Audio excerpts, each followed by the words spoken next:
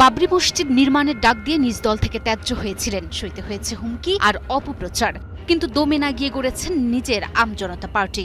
আর আজ সেই হুমায়ুনি মুর্শিদাবাদের একটি নয়, জিতে নিলেন দুইটি আসন। জোড়া আসনে জয় ছিনিয়ে নিয়ে রাজনীতির মাঠে কামব্যাক কাকে বলে তা দেখিয়ে দিলেন হুমায়ুন কবির। রাজনীতিতে শেষ কথা বলে কিছু নেই, এই কথাটি যেন অক্ষরে অক্ষরে প্রমাণ করলেন মুর্শিদাবাদের দাপুটে নেতা হুমায়ুন কবির। গত বছর বাবরি মসজিদের আদলে একটি মসজিদ তৈরির ঘোষণা দিয়ে তিনি তোলপাড় ফেলে দিয়েছিলেন ওপার বাংলায়, কিন্তু সেই সাহসের মূল্য দিতে হয়েছিল নিজের রাজনৈতিক পরিচয় হারিয়ে। মমতা ব্যানার্জি তাকে দল থেকে বহিষ্কার করেন, শুরু হয় হুমকি আর অপপ্রচারের পাহাড়, কিন্তু দমে যাননি হুমায়ুন কবির।